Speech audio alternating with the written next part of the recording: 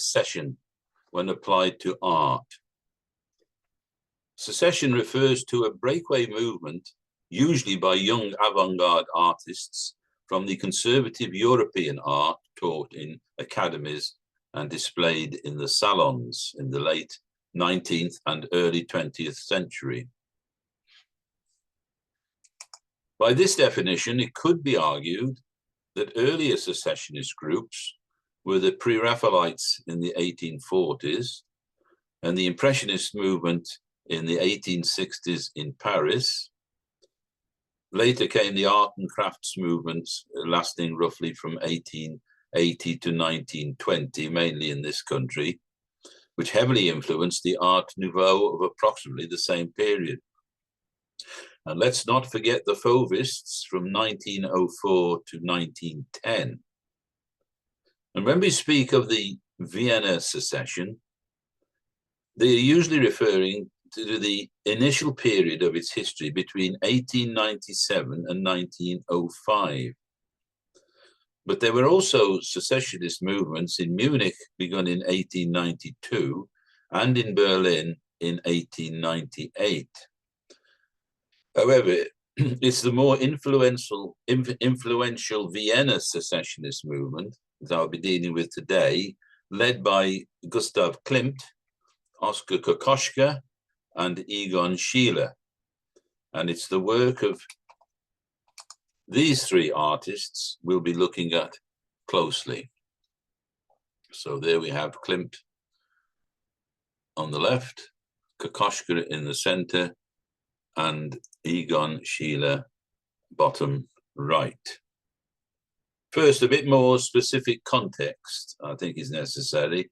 The Vienna secession, also known as the Union of Austrian Artists, was formed in 1897 by a group of Austrian painters, sculptors, and architects, including, as well as the three already highlighted here, people like Koloman Moser, Max Oppenheimer, Maximilian Lenz, and Karl Moll. So let's have a brief look at the work of these lesser giants to give you an idea of their work and the movement's direction and how they veered away from traditional salon art.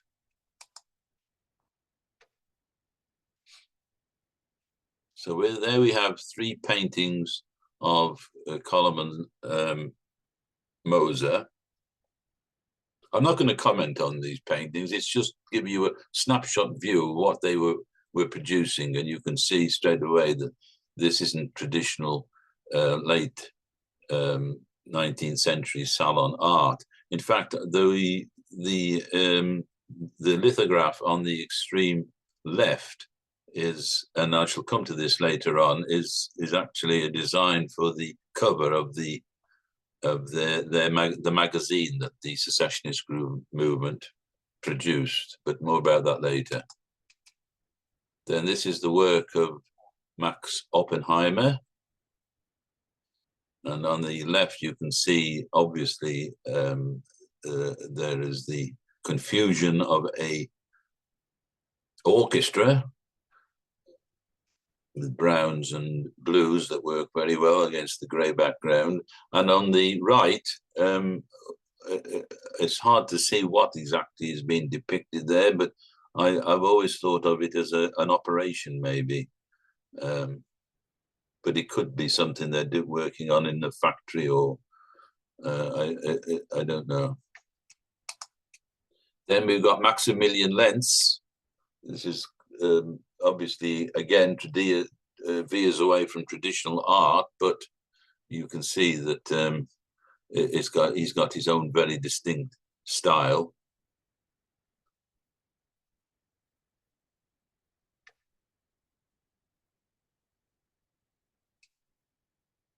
And then Karl Moll, again, his own idiosyncratic style.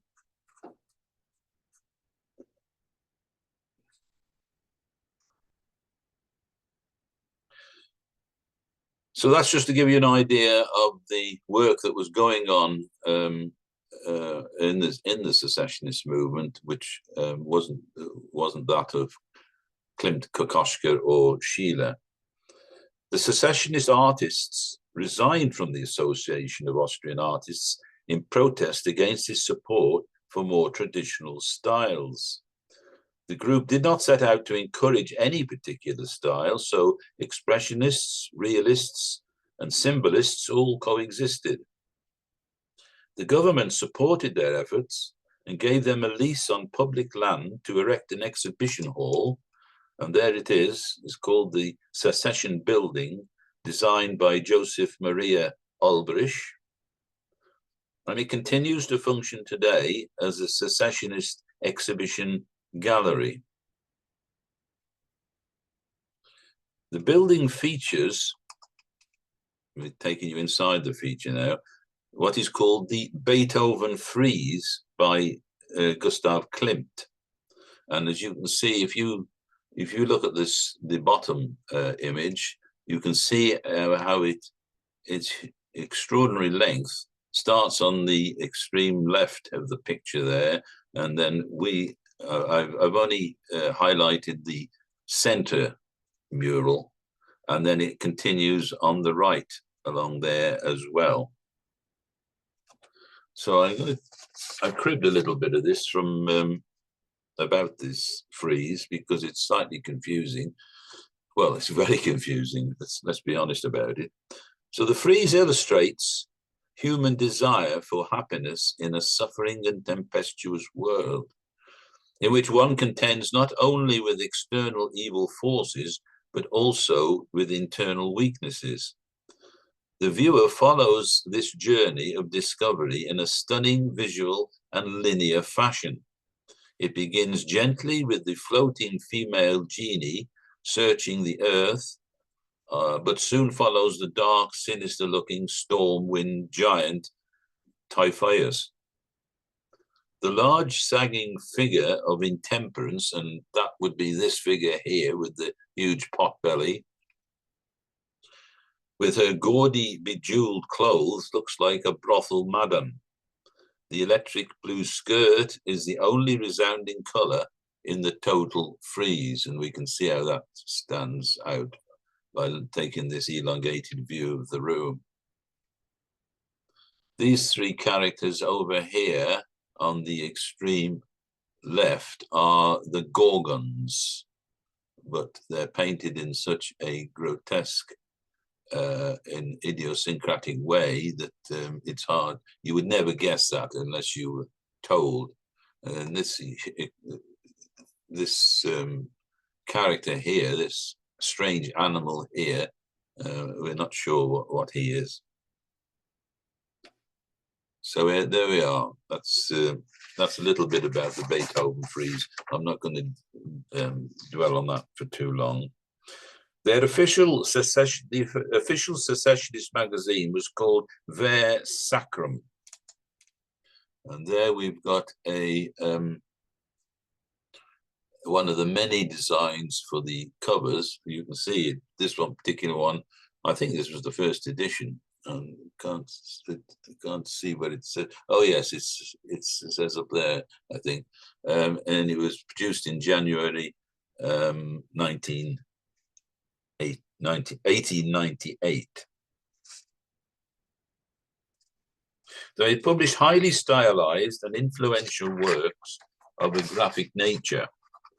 So to recap briefly, the main goal of the new breakaway group was to oppose the domination of the Viennese Academy of Arts and its official salons. In this first issue of Ver Sacrum, means Holy Spring, by the way, the magazine states, and I quote, "Our art is not a fight of modern artists against old ones, but the promotion of arts against the peddlers who pass for artists and have a commercial interest that prevents art from flourishing. Commerce or art, that is the issue before our secession. It is not an aesthetic debate."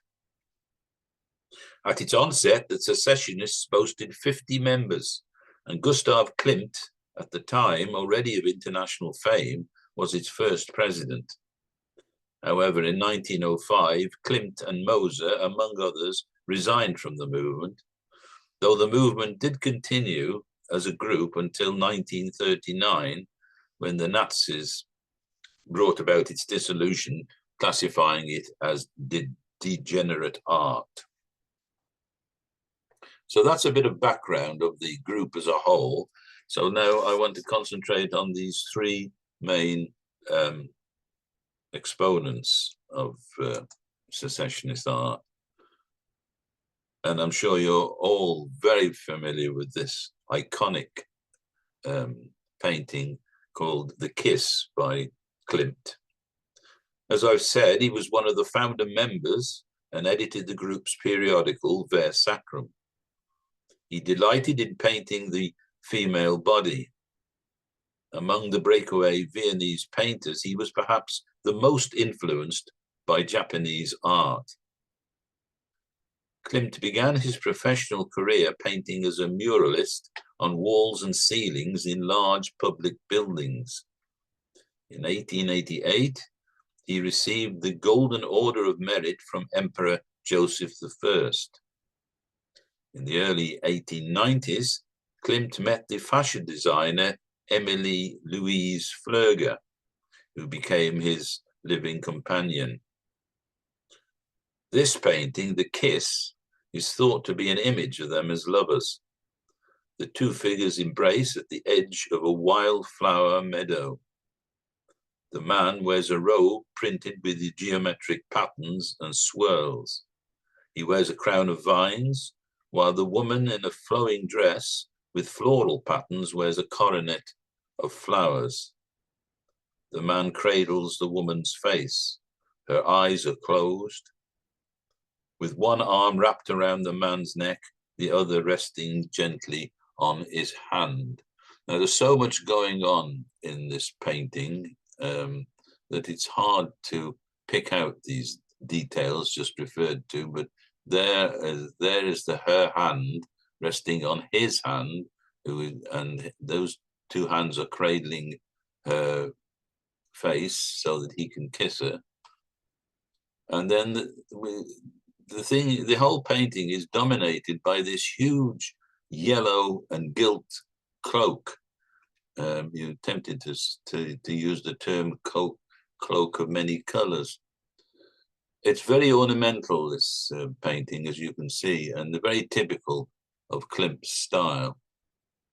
Notice the background, which is basically a thin wash of yellow ochres and umbers, and dotted about with little specks of white. And then the meadow at the bottom is almost done in the pointillist style. It's basically made up of specks of color.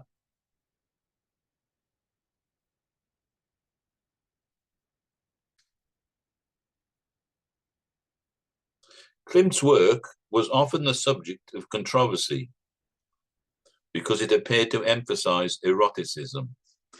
The paintings he completed around 1900 for the ceiling of the Great Hall of the University of Vienna were considered pornographic. They were eventually destroyed by the Nazis. The public outcry came from all quarters, political, aesthetic, and religious. Klimt had transformed traditional allegory and symbolism into a new language that was more overtly sexual and hence more disturbing for some. As a result, the paintings were never displayed on the ceiling, and this was to be the last public commission he ever accepted. So we haven't got any record of these paintings, thanks to the Nazis. In his Nuda Veritas, an illustration again for the magazine Ver Sacrum, the naked redhead holds the mirror of truth. There's the mirror of truth. Above her is a quotation by Friedrich Schiller, and I translate it for you. If you cannot please everyone with your deeds and your art, please only a few. To please many is bad. Notice how the center of this seems to be out of focus.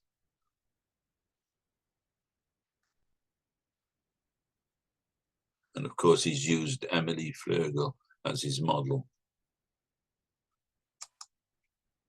His Atterlake landscapes of the 1890s constitute the only genre aside from figure painting that seriously interested Klimt.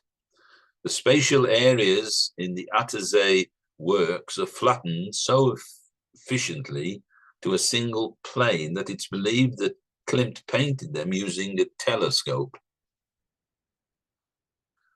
Between 1900 and 1916, he created around 40 of these landscape paintings in the region of Atterlake, and thus created an impressive artistic legacy for the area. So here are two more. This is Landhaus Attersee. This is quite a muted palette, considering Klimt's later work in his golden period.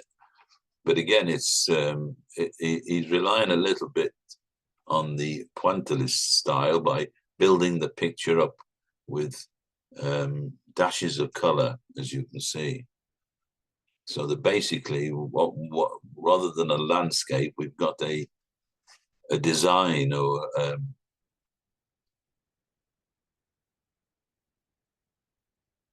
ornamentation. And this one is called the Forester's House at Weisenbach. This is more colorful, of course, lots of greens and blues and lilacs in this painting. But again, the painting is driven by the desire for color rather than representation, as you can see. In 1902, he produced this definitive portrait of Emily Fleurgel in his by now established inimitable style. We've already seen something of Klimt's golden phase paintings as in The Kiss, which brought considerable financial success, by the way. Many of his paintings from this period included gold leaf. So the background is quite, it almost looks to be out of focus, doesn't it? But it's done with a wash. He's not too interested in the background, I don't think, whereas the actual figure of Emily is bold and vivacious in color, as you can see.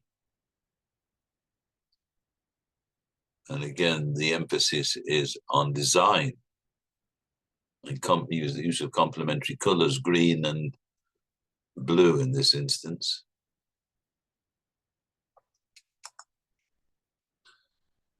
This is an unusual take on the painting Judith with the head of Holofernes. We've seen this painting many times, this subject many times in these talks.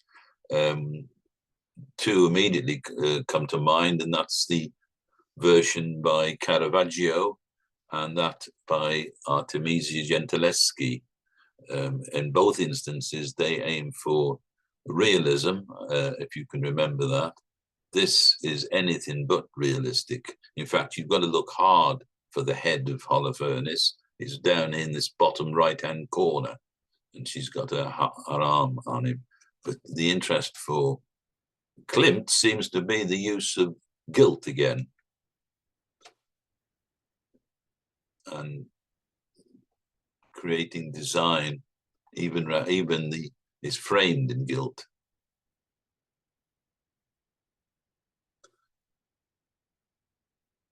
Actually, this is modeled by Adele Blockbauer, not Emily Fleurgel. It's thought he kept up a secret love affair with her for 12 years, It's hardly surprising, therefore, that Klimt has represented her as a sexual temptress. The mosaics he saw on his travels in Italy most likely inspired this gold technique and Byzantine imagery.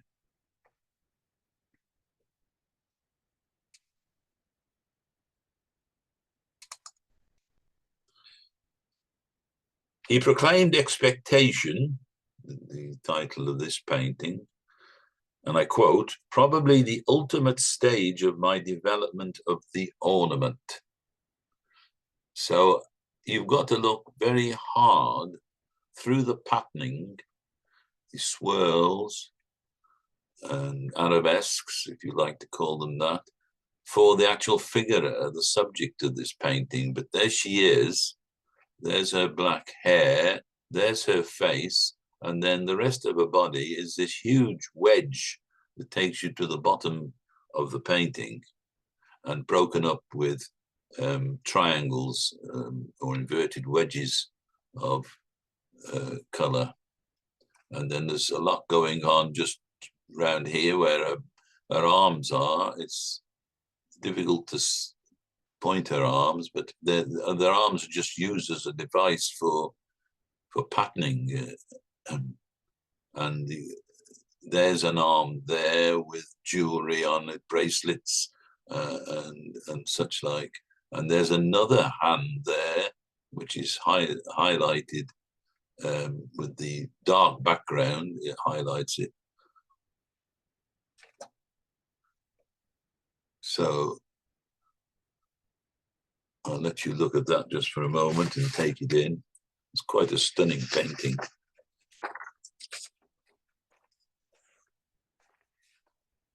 This is the next one. The Three Ages.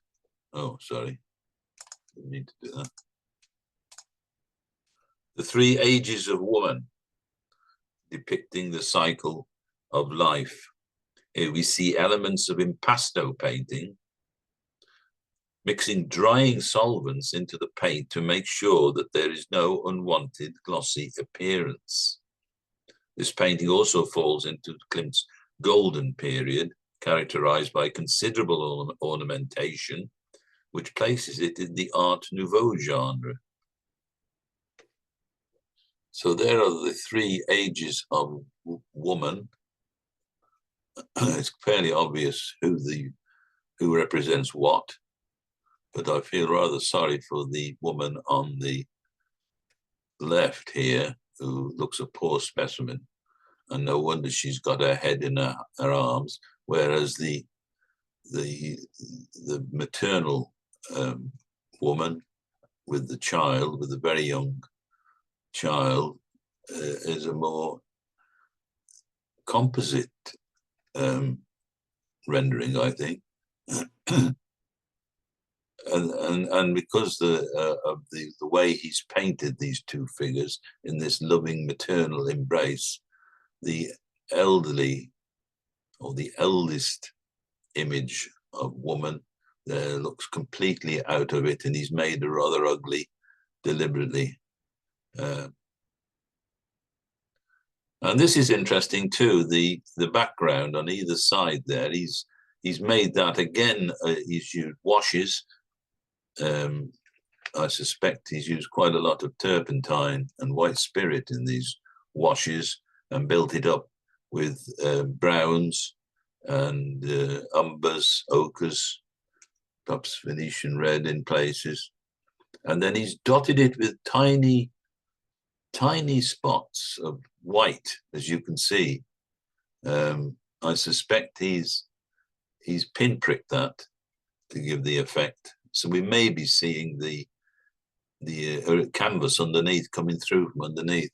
And then this curious, at the top, we've got this curious dark brown section. And of course, that throws up the heads of the three stages of woman into stark relief. So the whole painting is one of ornamentation and design. No intention of a realistic interpretation. Whereas the next painting is a portrait of Margarita Wittgenstein. Now, this is Ludwig Wittgenstein's sister, and he painted this on the occasion of her marriage.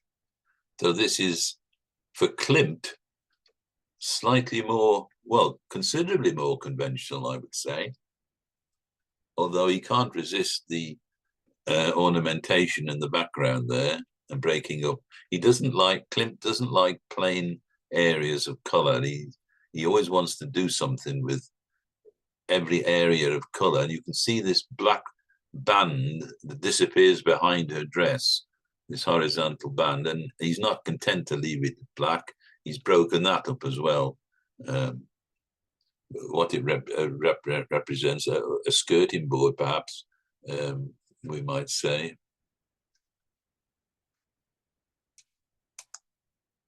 Now, this portrait of Adele, of course, reverts straight back to his golden phase, his guilt phase. An awful lot of guilt in this painting. You might think too much, but certainly the portrait aspect of the painting stands out from it quite starkly. Now, this painting, you'd be interested to know, sold for $135 million in 2006. And this is also possibly the final painting of Klimt's golden period. In 1908, he painted Hope 2. And again, very typically Klimt. You wouldn't mistake this painting for the work of any other artist at all, I'm sure. This is absolute Klimt. And again, there are details which you probably miss at first glance, but notice these three women at the bottom of the painting there with their heads bowed and their hands almost in supplication. In fact, there's a hand here, and I'm not sure who the hand belongs to. But they're so woven into the patterning that we would certainly miss them on first glance, as I certainly did. And this represents hope. And quite how it represents hope, I can't say. There's a very definite line on the extreme right of the cloak. And Klimt, as you've seen, is very fond of these long flowing cloaks, and of course it gives him a huge area to paint his patterns and designs and circles, roundels, and all sorts. So it's not surprising to learn that Klimt wore sandals and a long robe at home pretty well all the time. His simple life was somewhat cloistered, and he shunned cafe society, rarely socializing with other artists. It was his international fame which usually brought him his commissions. His painting method was very deliberate and painstaking. Klimt never painted a self-portrait. He died in 1918, the same year as Egon Schiele, having suffered a stroke. Several mistresses came out of the woodwork after his death, with between them a total of 14 children, allegedly fathered by Klimt. No doubt they had an eye on the prospect of some sort of inheritance. Right, we'll leave Klimt behind now, and let's move on to the second of the secessionist triumvirate, Oskar Kokoschka. He was born in 1886 and died in 1980, born in Austria in Pulklan. His family was unaspirational and often poor.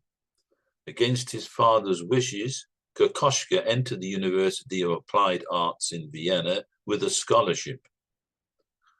Unlike the more prestigious Academy of Fine Arts in Vienna, it was dominated by instructors from the Vienna secession.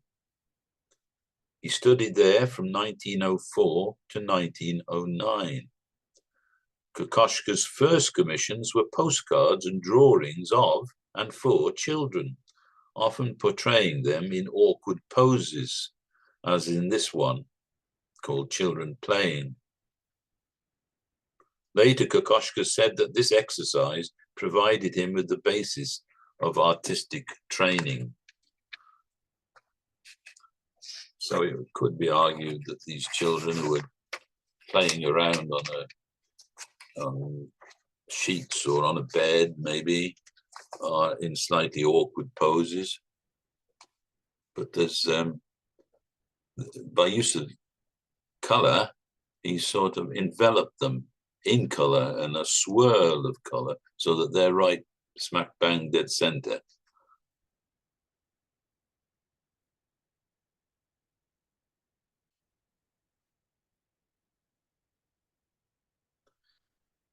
In 1907, he created Dreaming Youth, experimenting with a more expressionist style that drew on emotion. This, of course, is a lithograph. It represents a turning away from the Viennese secessionist movement towards expressionism. Dedicated to Gustav Klimt, the lithograph demonstrates the beginnings of his new style, featuring strange figures.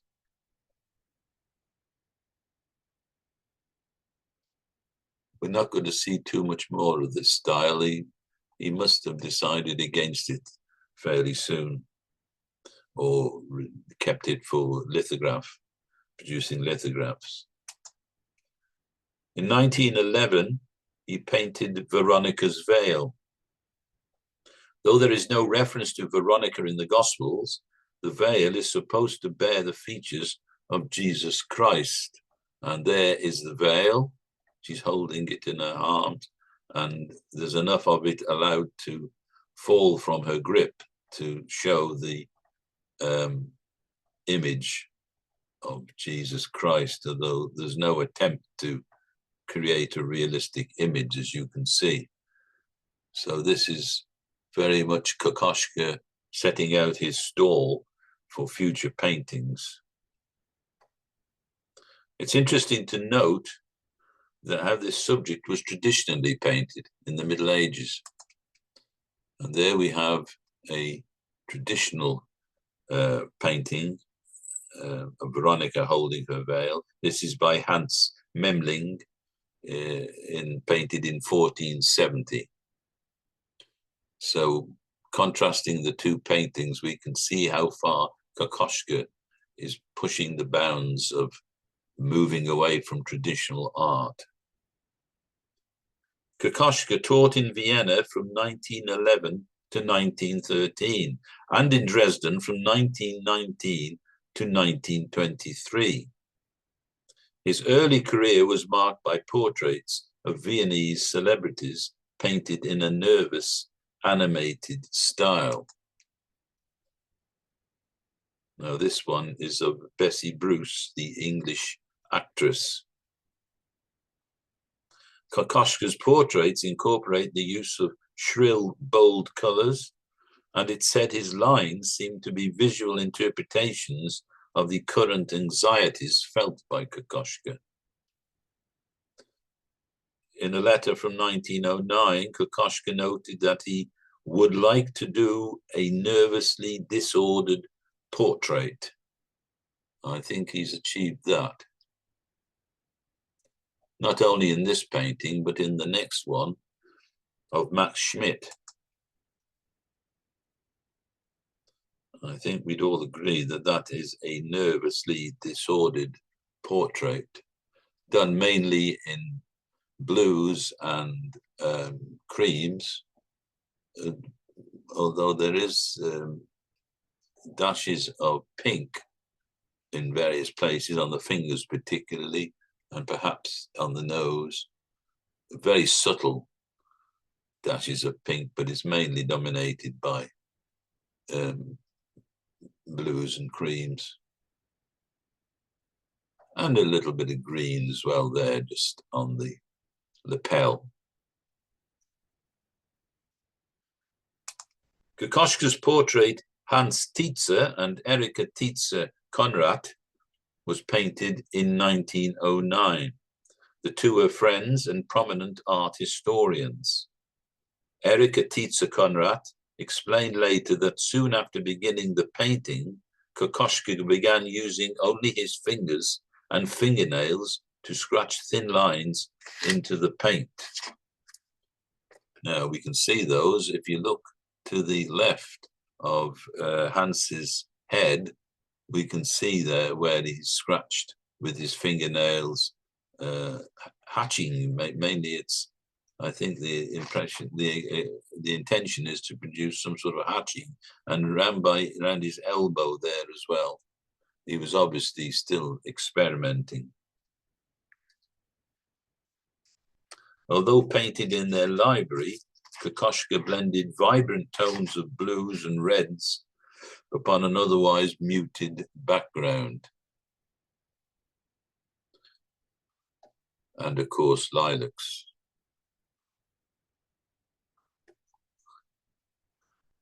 So no attempt at, although they're probably recognizable, I'm sure they are recognizable, but there's no attempt to paint a realistic image of these two people, these art historians. We don't know what they thought about it, thought about the painting, I mean. Kokoschka moved to Berlin in 1910. In considering his own art, his inspiration stemmed from daily observations in contemporary surroundings. Fermenting in his imagination, they resulted in works that drew upon his subconscious, expressing his experiences of them. On this basis, they may be reasonably called expressionist paintings. Put simply, he was expressing his own personality and the way he saw the world through the way he painted. However, Kokoschka also expected the viewer to interpret his work based upon how they experienced it within the realm of their own consciousness. This painting is called The Tempest, and there's a lot of nervous energy in this painting, as you can see. Now, Kokoschka had a brief affair with Gustav Mahler's widow, Alma. It was a very brief romance, and there was an unborn child as a result, though it seems she was also at the same time carrying on a love affair with Walter Gropius of Bauhaus fame. So there we have the eternal triangle. So whether Kokoschka is expressing the passion of the affair or maybe the ending of the affair, not quite sure. But it's a very startling painting, as I'm sure you'll agree. The colors are extremely bold, and because he's using a lot of black and dark browns in this painting and dark blues, the contrast is quite stark.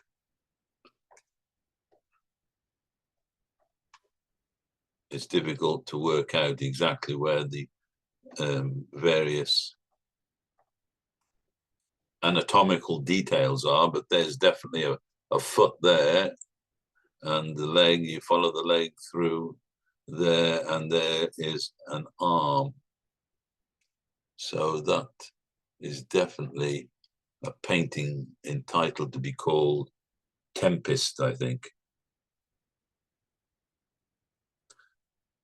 Alma coldly broke with Kokoschka, unrepentant after 2 years. He expressed his pain over the death of the child, although the child was stillborn, as far as we understand, in this painting called Knight Errant. The central figure represents Kokoschka as a medieval knight. He lies in a storm-tossed landscape. The birdman at the top And there's the Birdman at the top. You've got to look hard to see it. The Birdman at the top has been interpreted as the figure of death, while the Sphinx woman, and there's the Sphinx woman, not a very convincing Sphinx, I don't think, but anyway, we're told that's the Sphinx woman, is supposed to represent Alma.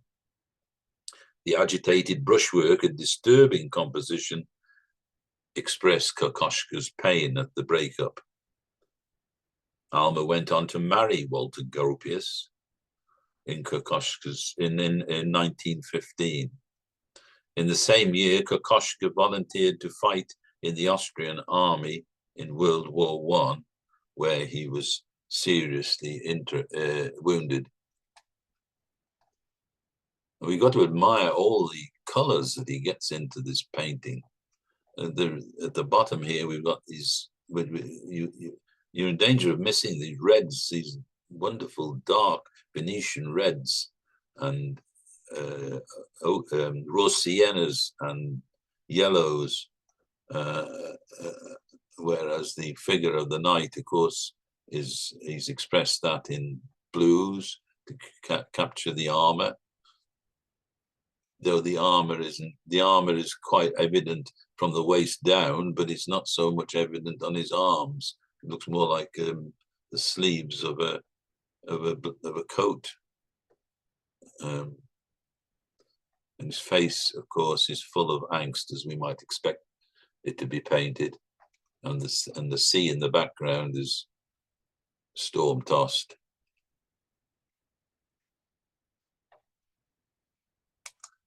In 1917, he painted Orpheus and Eurydice. I'll just let you look at that painting. I haven't got really anything to say about it, other than the fact that it's clearly painted with nervous energy again, expressing his feeling about the myth, I suppose. In the following year, he completed Friends while recovering from his war injuries in a sanatorium.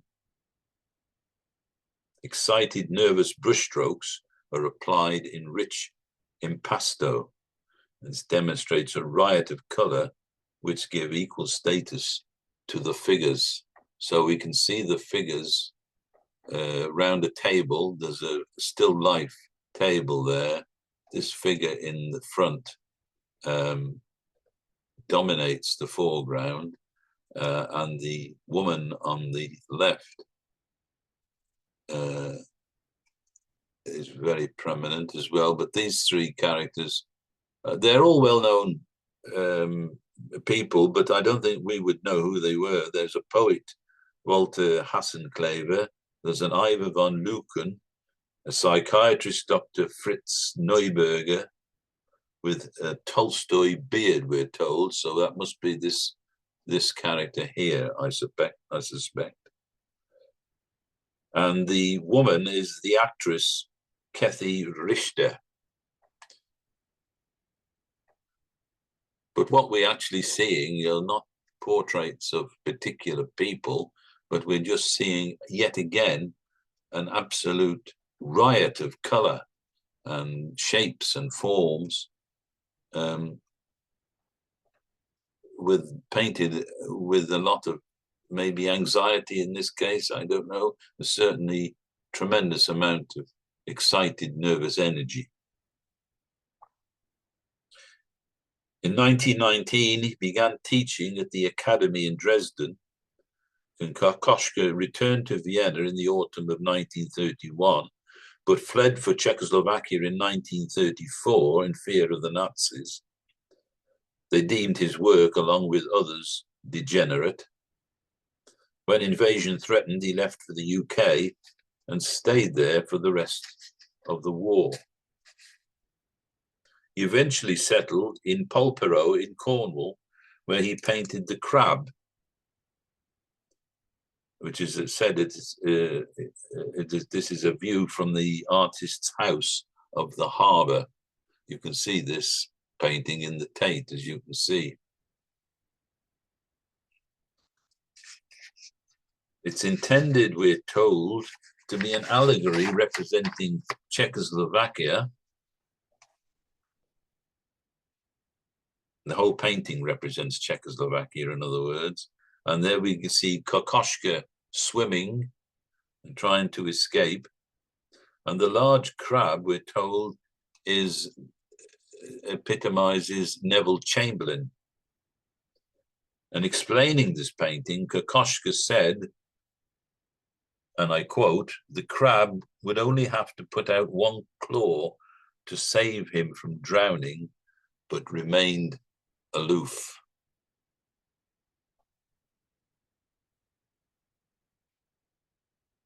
While in London, Kokoschka also painted the red flag, incorporating grotesque caricatures of Mussolini on the right and Hitler top left. I don't quite know what the cat is doing under the table there. It doesn't seem to matter too much with Kokoschka's paintings.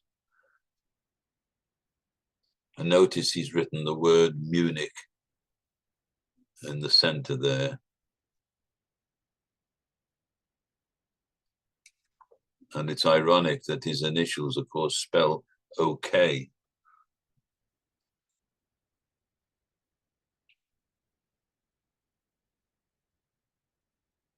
In 1943, he painted the first anti-fascist allegory, What We Are Fighting For.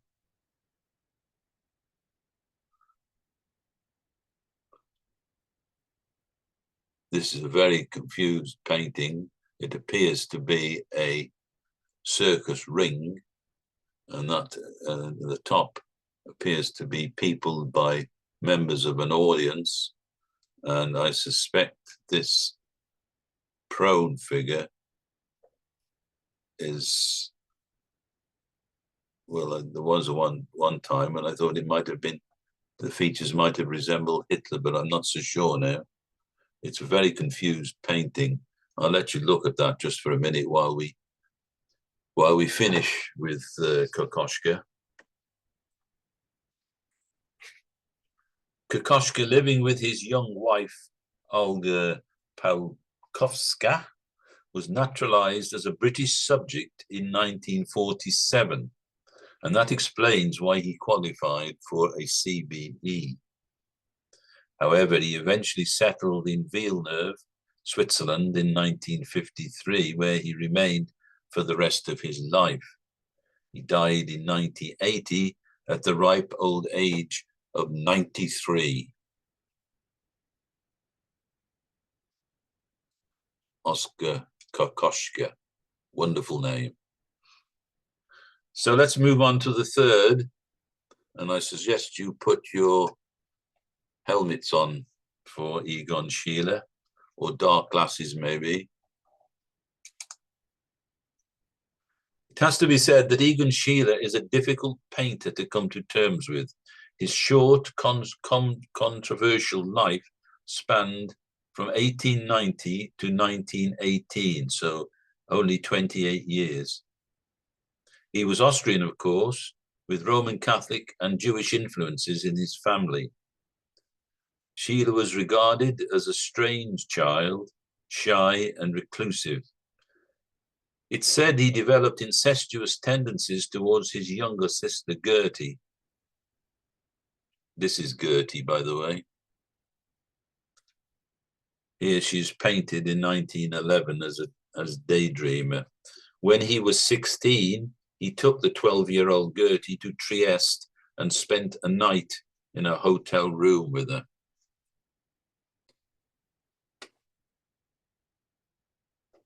When Schiele was 14, his father died and he became a ward of an uncle who recognized Schiele's talent for drawing and found him a tutor. In 1906, Schiele applied to the School of Arts and Crafts in Vienna, and after a year to the Academy in Vienna. But he left after 3 years, frustrated by its over-conservative style. By now, Schiele was being mentored by Klimt, who bought some of his paintings, arranged models for him, and introduced him to potential patrons. Schiele's earliest works between 1907 and 1909 contained strong similarities with those of Klimt, as well as influences from Art Nouveau. In 1908, Schiele had his first exhibition, his work demonstrating a strong influence by Klimt and Kokoschka. Nevertheless, he soon developed his own distinctive style. Free from the constraints of the Academy's conventions, Schiele's work was already daring and taking its cue from Klimt's eroticism. His work quickly developed figurative distortions and sexual frankness in place of the conventional ideals of aesthetics. In 1910, Schiele began experimenting with emaciated, brightly colored figures, often depicted with strong sexual overtones. This is a self-portrait. It's considered among the most significant nude art pieces of the 20th century. I'll leave that comment to sink in as you look at it. But at the time, many found the work disturbing. Schiele featured in several secessionist shows in Munich, beginning in 1911, when he met the 17-year-old Wally Neutzel, who modeled for him when they lived together in Vienna. And there's Wally. They later set up a studio in Kramau, where there stands today a museum dedicated to Schiele. However, the residents strongly disapproved of his alleged employment of the town's teenage girls as models and ran them out of town. The couple then moved to Neulenbach, west of Vienna, but again, Schiele's lifestyle got him into trouble.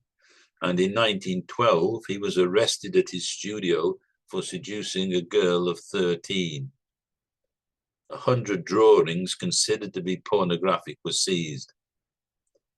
Schiele was held on remand and spent 24 days in jail, where he painted a series of 12 paintings. In 1913, he had his first solo exhibition in Munich, followed by one in Paris the following year. In 1915, Schiele married Edith Harms, while expecting to maintain a ménage à trois with Wally. Well, that was very optimistic of him. Wally was having none of it and promptly left. He never saw her again. Their parting was the inspiration of his work, Death and the Maiden. There's a very distinct tension above all that clinging and about all that clinging and cleaving in the painting. The figures themselves are pure Schiele, bony and grotesque with tapering fingers. Schiele's limbs often look like overextended twigs, expressing a weird reptilian writhing about. Nowhere better exemplified than her arm, and look how thin it is. It's hardly an arm, is it? But it extends right round to a hand there. And this is a death, the face of death, according to Schiele. And if we look to the bottom there, we see Death's legs appearing out of this very dark painted robe, whereas contrasts with her very ornamented dress. She's kneeling, of course, as you can see, on a rumpled sheet, I suppose. And Death has got a rather sinister hand over her head. And the whole painting is set against a background of rocks, what I take to be a rocky wall anyway.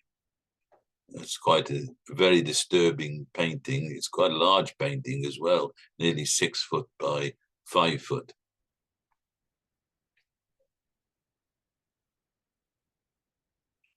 In 1915, his wife Edith took over from Wally as the model of most of his female figures. And in this watercolor, Woman with Greyhound, you can see her features distinctly.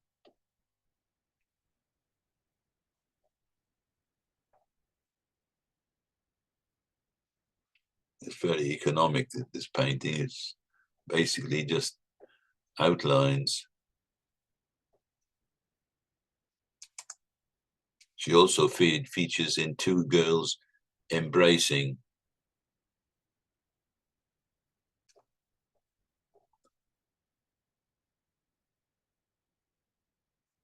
In World War I, because of his weak heart, Schiele was given a job as a clerk in a POW camp near the town of Meuling. There he took the opportunity to draw imprisoned Russian officers. And for a studio, he was given a disused storeroom. So there's one of his paintings of a Russian officer looking askance and rather suspect at the artist, as well he might. Back in Vienna in 1917, his output was prolific. The Embrace. This is called The Embrace, as you can see.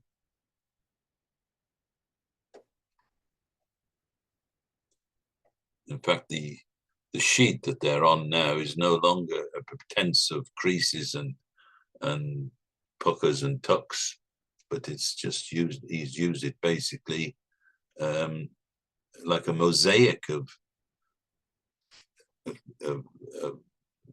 well, like a mosaic of color.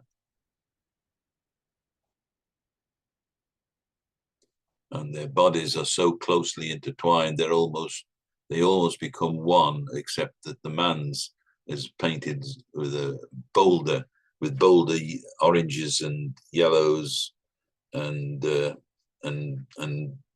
dark outlines, whereas she is painted with lighter hues. And her arm is pressing his head into her, and there's her hand there. But it is a confusion of limbs, and I think from that point of view, it's quite successful, really. However, Schiele did paint landscapes. This one in 1917 is Landscape with Laundry. He had 50 works in the Secession's 49th exhibition, held in Vienna in 1918. And he produced the poster for the exhibition based on The Last Supper, with himself as at the head of the table. I'm not quite sure where the head of the table is, because it's an L-shaped table. But we're told that he's at the head of the table. I'll leave you to decide who Schiele might be.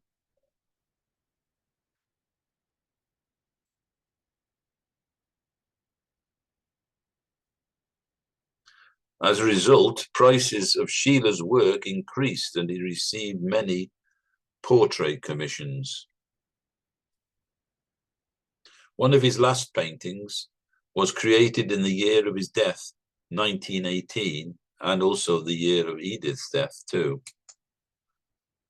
The Family. Tragically, both Schiele and Edith, who was 6 months pregnant, succumbed to the Spanish flu in the autumn of that year. Schiele died only 3 days after Edith.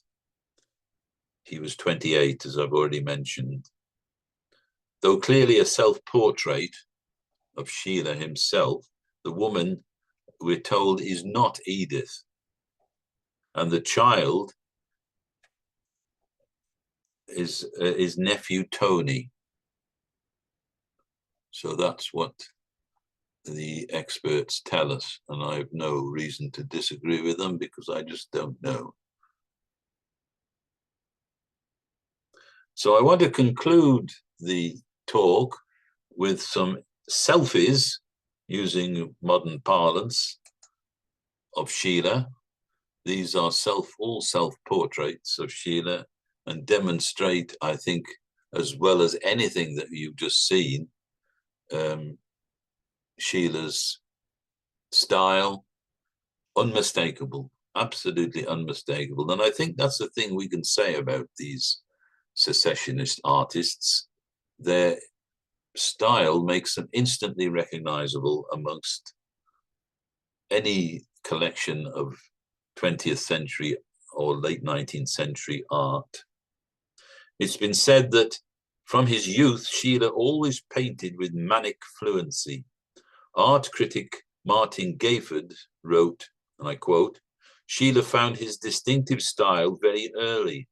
His entire oeuvre is that of a young man, which helps to explain some tendencies, i.e. a half-disgusted preoccupation with sexuality and a similarly queasy fascination with examining his naked self."